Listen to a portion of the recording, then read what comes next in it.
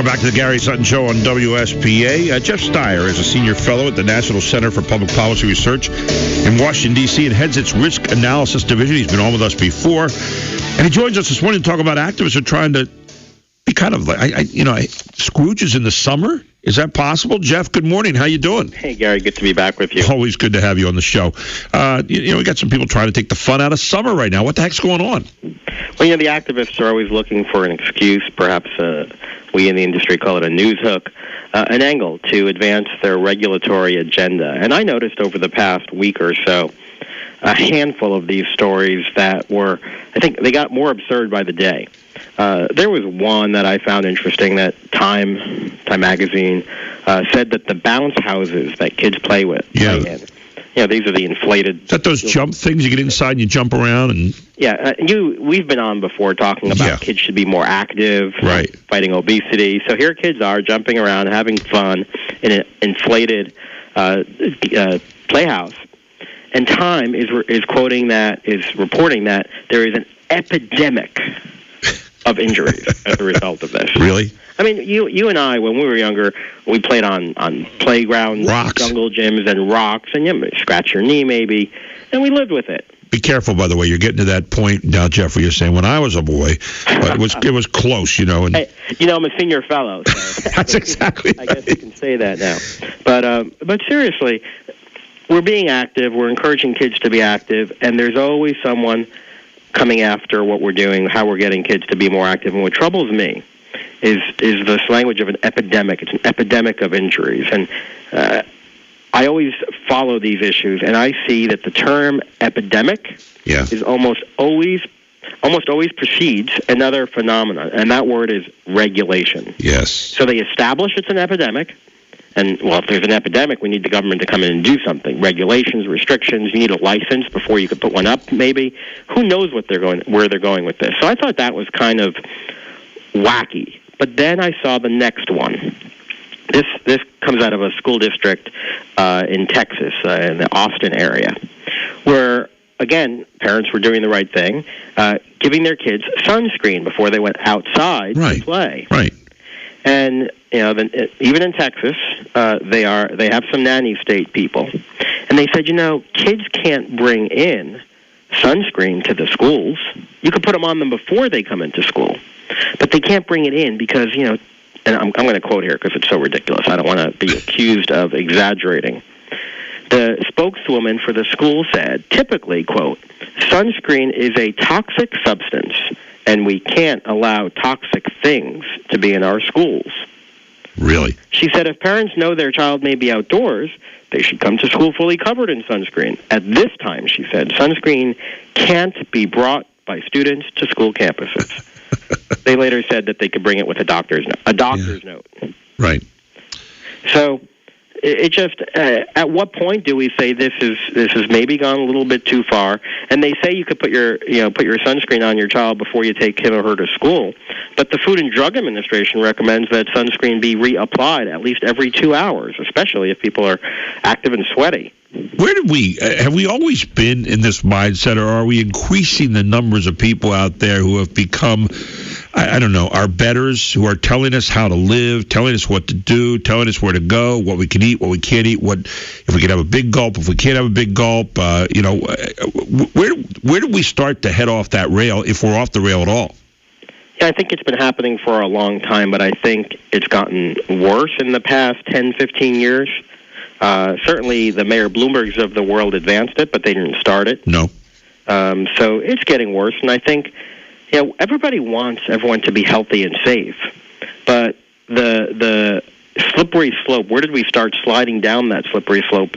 It's hard to identify a particular spot, a particular scare, a particular time, but certainly with Obamacare, things have gotten worse, and the reason for that is even free market-oriented people who kind of think rationally about how we as a society ought to allocate costs and responsibilities, and people are starting to say, I don't care what other people do. Let them do what they want. But if I now have to pay for it, then it's a problem. Then I ought to have the right to tell people how to live their lives, what to eat, where to play, etc. So I think the Obamacare phenomenon has made things worse, not only for healthcare, but for freedom, in terms of it almost justifies some of the nanny state behavior in many people's mind. Now, of course, I would argue that the nanny state, this idea that there ought to be more regulations on bounce houses and kids shouldn't take sunscreen to school, is not in any way an argument against freedom, but rather it's an argument against Obamacare. It's just another example of why the taxpayers ought not to bear the burden of the decisions other people make. I'm wondering, Jeff, and we've probably talked about this at some point in time, that we're allowed to have life, liberty, and the pursuit of happiness. At least the Declaration of Independence says that, and I think it's still sitting down in the National Archives unless it's been taken out. Do we have the right to be stupid? Do we have the right to make bad choices in our country anymore? I mean, without people saying, well, we're going to control your lives like Pac-Men and tell you where you can go, what you can do, when you can do it, how you can do it, what you're going to be wearing when you do it, what you can drink, what you can eat, how you can play. It just seems to me like we're closing in parameters, kind of like a Pac-Man, where you're going up these little chutes and that's all you can do. I think you're 100% right. I think that's very astute of you to recognize. There have been increasing a number of studies lately that tell us that we need a good amount of sleep. If we don't get enough sleep, there's going to be increased obesity, traffic accidents, all sorts of things. So we call it the nanny state, but will the government soon tell us what time we ought to go to bed? I don't think that is much further down this slippery slope we've been discussing than all of the other things. It's always amazing to me when you hear, people in this country who take a certain point of view that say, well, we want to give people more freedom. We want to give people more freedom. But the very nature of government is that which restricts freedom. And I kidded with one of our congressmen one day. I said, listen, I want you to take a bill back to the House. And the bill would be this: that we can't pass any legislation that doesn't give back more money to Americans, more freedom to Americans, and more choices to Americans. If the bill doesn't do all three of those things, then it ought not be passed. What did he say? And he laughed. And I said, when they're done laughing there, tell them that this is exactly what they're supposed to be doing. Exactly. Well, and I think in their view is, if we can't do any of those three things, what's the point? We got to pack it up and go home. Right. But the point is, I think that, we need to have laws that say, well, what can the American people do themselves, and what's the least amount of laws we have to pass here to interfere with their lives so that we have authentic society going on out there and let these people go about their business? I think some sort of limitation is necessary because it's very easy. I'm not denying the fact that a child may have gotten injured, or many children have gotten injured over time, and the hundreds of thousands or millions of children that have played for countless hours in bounce houses, that some may have gotten injured. No question. Now, should parents watch their kids? Should the bounce houses be secured? Of course they should. But I think the direction you're going is, if we see an accident and it makes headlines, then what are the people that are in office elected to supposedly protect us going to do? Well, their natural reaction is to say, well, we need to come in and help people and protect children, so they're going to pass laws. And it's very reactionary, especially at the city and state level, very reactionary lawmaking. So I think that your idea has a lot of validity, which is to somehow say, we understand that the natural approach of people who want to be reelected is to be perceived on the evening news as out there protecting us, especially when we see some sort of sympathetic or heart-wrenching case. But there needs to be a balance. There needs to be something restricting the kind of innate notion of over-regulating that. Where something happens, we're going to do something to stop it. And that's not a way that we can run our country, run our cities or states, and certainly won't protect children because of the unintended consequences of these regulations. And we see them have those unintended consequences happening all the time. Now kids can't bring sunscreen to schools. We're talking with Jeff Stier, a senior fellow at the National Center for Public Policy Research in Washington, and heads its Risk Analysis Division.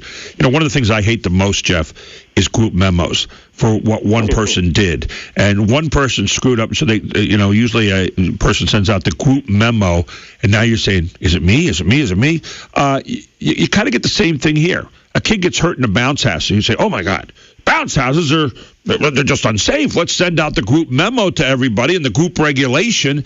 I mean, it's almost like we react. You said about reactive. I think that's exactly what happens. And yet we say, well, how about this? Maybe that bounce house was somehow not good enough. Let's go out and deal with that bounce house and fix it, or that sunscreen.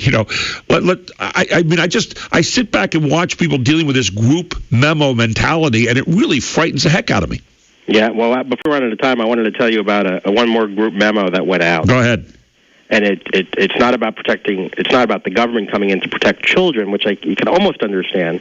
But this is a memo that went out and said, here are 8 beers, and we talk about this going into a weekend. Here are 8 beers that you shouldn't drink. And I mean, that is clickbait if I've ever seen it, right? Or right. Which 8 beers shouldn't I drink? Well, these are beers that are perfectly safe. The different people have different tastes, but the clickbait message that's been going around all over Facebook is GMO beer. There are GMO ingredients. Oh, yeah. There are yucky-sounding ingredients. This is agenda-driven advocacy meant to draw people in and say, oh, I drink beer. Which beer shouldn't I drink? And it turns out there's absolutely nothing wrong with these beers.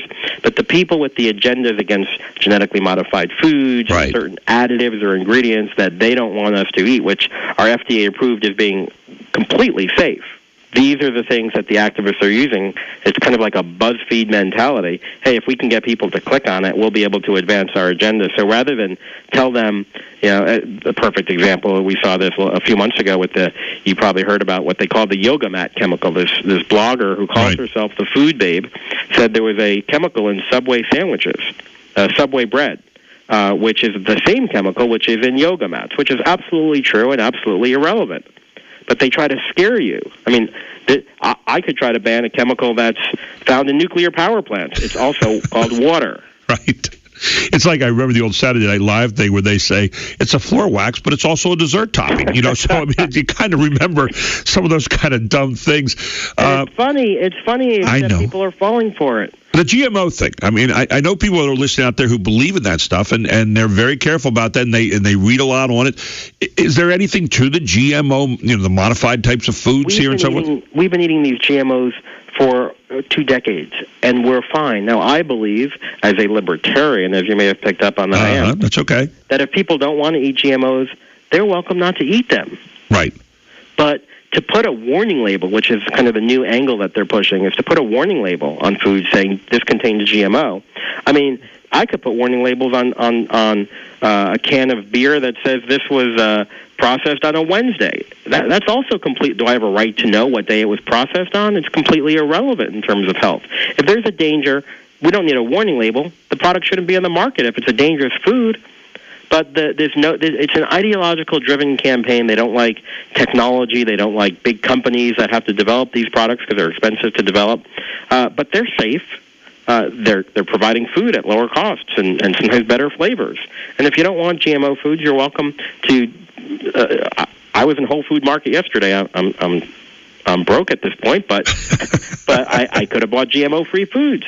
But you chose to buy something, and there we come back to what I was saying before. It's our choice. It should be our choice. Now, if you're going to put some things out there and say you want to be healthier and so forth, if you want to go to McDonald's and you see the calories on their thing, great. If you want to know what the calories are, say, oh, you know what? I didn't realize there were that many calories in it. Maybe I'll have a salad, but maybe I won't. But the idea is, it seems to me that there are a lot of people in this country that somehow think we can get to some panacea, some kind of Shangri-La, where everything is perfect, no one ever is going to get killed. We have a gun-free zone, for example, therefore nothing will happen. And yet out in Oregon, we see another shooting this week right there in the middle of a gun-free zone. It's not like it's such a naive look at the way life really is. I remember I learned about not running into barbed wire fences with my sled by running into a barbed wire fence. I come home, my dad said, you probably don't want to go down that hill again in that barbed wire fence. I learned quickly. You probably didn't need anyone to tell you that. Well, yeah. I mean, and so, but the point is, we're going to have people die in this country of accidents. We're going to have people do things. Now, GM, for example, is being hit because of some things that happened there. Fine. But the point is, because one thing happens, if someone gets hit by a hammer, you don't outlaw hammers. It just doesn't work like that. And there are some people, and Darwin was right, there's going to be a thinning of the herd now and then if someone just is really stupid or wants to really take a risk or a chance. Listen, I lived in a fraternity house. I watch it regularly, okay? But what the regulators failed to recognize, because it's not right before them, is that there are unintended consequences of banning the hammer. Yeah, exactly. Houses aren't going to get built. Nails aren't going to get banged. And, and there again, maybe someone will hit a nail wrong one day and hurt their hand. Yep. We'll ban nails. Do you have a few more minutes with us, Jeff?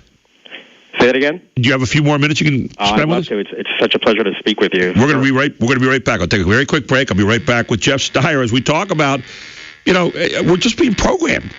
Isn't that what they want? And yet the same people who want to program us also scream about, hey, freedom for everybody. Do they really mean that? We'll ask Jeff that when we come back here on the Gary Sutton Show on WSBA. We'll be right back. Welcome back to the Gary Sutton Show on WSBA. We're talking with Jeff Stier, who's a senior fellow at the National Center for Public Policy Research in Washington, D.C., and heads its risk analysis division. So I guess the idea is that, we'd like to stop getting the group memos. I look out there and I see different things that happen. A guy hits a golf ball off a tree, or hits a tree with his golf club. The other week I saw and the golf club split and came back and killed him. I'm waiting for golf clubs to be banished out there. It's gotten to the point of almost silliness right now, Jeff. Your thoughts about all that? Well, it is, and that's why we put out this statement this week at the National Center, calling on people to be more skeptical about these scares, because they make headlines. You hear a sad story, you hear something a little bit outlandish, and before you know it, regulations are next. And that's why I say that the epidemic almost always precedes the regulation. And when you hear about the epidemic, put up the so-called epidemic, put up your skeptical antenna. Tune in and say, wait a second, is there an agenda driving this? Someone tells you these are the 8 beers you shouldn't drink before saying, oh, okay. Say, why shouldn't I drink them? Yeah. What's bad about them? What's bad about them, and why? I'm not a fan of trusting government, but why did the FDA approve GMO ingredients? Why are these allowed in there? Why did they allow this caramel coloring, which the activists want to ban? Oh, because it's only 1 part per million, and it takes a gallon to kill you? Maybe I shouldn't worry about it, because, if you drink a gallon of water, that may be healthy. If you drink 20 gallons of water, that will kill you. That's right. So, they say 8 glasses a day, you'll be in good shape. I look at the signs around the country, and I'm always intrigued by this. And I got so mad the other day. You have the gun-free zones, the drug-free zones, the free speech zones. I thought the whole country was a free speech zone, but apparently not in some places. But I looked the other day, and money being paid in my school district, because I drove out to where the bus stop was, and they said, this is a bully-free zone. It's a bully-free zone. And I'm sure that every bully, some guy's going to come up to beat the snot out of you, and all of a sudden he looks up and says, oh, God, I can't do that. It's a bully-free zone. Why did they put that up here? I would have beat the heck out of you otherwise. It must be done outside of the zone. All bullying must take place outside of the zone, and then it won't be a problem anymore. You step outside that zone, you're toast. This really underscores what the issue is all about, which is the government can't solve these types of problems. And when the government comes in and tries to solve what may be a very legitimate problem, all too often, and well-intentioned, let's just give them the benefit of the doubt. Oh, yeah, I don't disagree. It's well-intentioned. Things will get worse, not better. But when the government shows up with good intentions, I start reaching for my pocketbook, my freedom, my choices, and everything else. I think I've got good intentions for me, and I think I do a better job with me than the government does. Well, that's because you know the particular circumstances of your life. Yeah, I think so. And listen, I'm overweight right now, and I'm trying to lose weight, and I realize I got to drink a lot of water during the day. I got to exercise. I got to eat the right things. But you know what? I don't need the government coming in and telling me how I'm going to do that. And then when I get down to the right size, telling me, well, you're still overweight for the size that you want to be, because this chart over here says this, and so we're telling you got to do this, this, this, and this. That's what I'm worried about that we're getting to right now, Jeff. No, don't worry about it. We are getting to it. I mean, and whether they ban large sodas like they're trying to do in New York City, or whether they do something, use a blunt tool like taxing sodas, or putting warning labels on sodas, which has now been passed through the California State Senate, and the Assembly is going to vote on it very soon. They actually, in Mexico, they're taxing soda. And the U.S. government, federal officials at the USDA, are monitoring this. The people who write the dietary guidelines are monitoring how Mexico does with their soda tax. And if they see a reduction, not in obesity, but a reduction in soda consumption, it will move north to the United States based on how things went, according to their own studies, in Mexico. So it's Amazing not only stuff. the activists doing things here in New York, the activists are starting to do things around the world, and if any of them work in that particular location, that will be enough proof for them to import it and impose it on us. Jeff, it's been great having you on this morning. I always enjoy talking to you. Thank you so much for all you're doing, and we look forward to our next time very soon. Likewise. Thanks, Gary. Take care. Jeff Stier with us here on the Gary Sutton Show. When we come back at 11:05, whole hour's yours. It's What's on Your Mind Friday. Now, there have been a lot of things that have happened this week. Anything you want to comment on, feel free. I've also got an article by Eugene Robinson, which is a guy who supports President Obama, supports the left, and so forth. I want to share some of that with you here on the Gary Sutton Show, some parts of it, and you'll enjoy it. But it's your turn to make the call, 1-800-357-0910. Why don't you be first on the line here and get ready for the 11:05 segment where it's all yours. Here on the Gary Sutton Show on WSBA, it's 11 o'clock.